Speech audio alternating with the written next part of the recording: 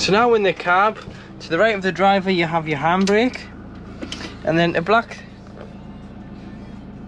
the windows out on the cab windows, passenger and driver, if you just slide this forward, there's a magnet on the end, slide it up, and then that just connects to the door itself. So that's driver and passenger. And then if you pinch, slide these along into the meat as the magnetic end, like so. And if it's going to be a windy night, I'd advise putting something round here. And then down here you've got your headlight adjustment, front and rear fogs, and if you want to disable stop start, you've got your wipers with a trip computer on the end which tells you your range, your travelling times and so on. All your steering wheel controls, so hands free. This will scroll through your channels, your audio or your Bluetooth contacts. Mute, volume, voice command, lights and indicators. You've got off, cruise control at the top. You get your desired speed and push up to set. You can cancel on the end or with a foot brake and resume on the end as well to the last speed set before the engine was turned off. And then below you've got your speed limiter. So pushing up slowly will go up in 1s, pushing and holding will go up in 5s. And then you've got the kick down function so you can override the speed limiter should you need to. This one's fitted with a 9-speed automatic gearbox, so you go down for drive, along for manual mode, and you go up and down the gears. And then you've got drive mode here, so you can have 3 modes. You've got eco, power or normal. I would just leave it in normal. There's no gain to eco at all.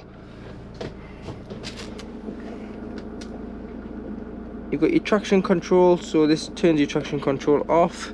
Hill descent control, with it being an automatic, it just basically like an engine brake, holds the engine back slowly, keeps the revs, stops it rolling away on steep hills. Hazards, locks the door, so it locks the cab doors and the habitation, and your garage and your lockers are locked manually. Heated mirrors, USB and 12 volt for charging purposes only. Glove box, and heated and cooled glove box on the top. And then you do have your temperature on the outside ring, must be on at least fan speed 1 or more, which is this one here, for the aircon to work, which is this one.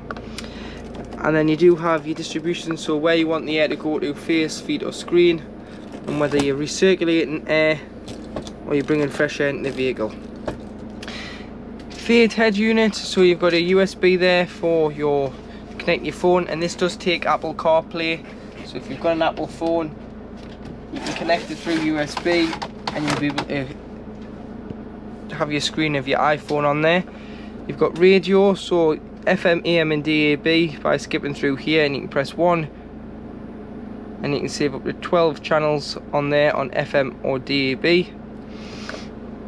Going back to home, you've got your phone, so you go to the phone, add a phone, and you want to find this device, Fiat 9814 on your device, press pair, then it'll ask you if you want to allow your phone to sync your contacts, press allow, and then your phone book will sync into there. Should somebody ring you who's saved in there, it'll come up with a name instead of just a number or unknown.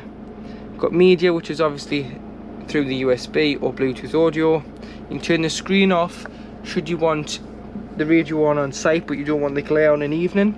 Then touch it, it'll come back on, and it is fitted with a sat nav. So this is a motorhome sat nav, and once it loads you just go, so it tells you where we are. We're on Crookgate Bank on this A692 in Newcastle, Burnhamfield. You click down in the 3 bottom corners, new route, address, and then you'd put your postcode or your town in here, and then you would just press, so I'll just say London, go to town, set as destination, and then it'll set as destination. It'll tell you where to go when turning out of here. Obviously it tells you it's 446 kilometers and it's 6 hours drive from here. So it's telling you to turn right when you leave the premises.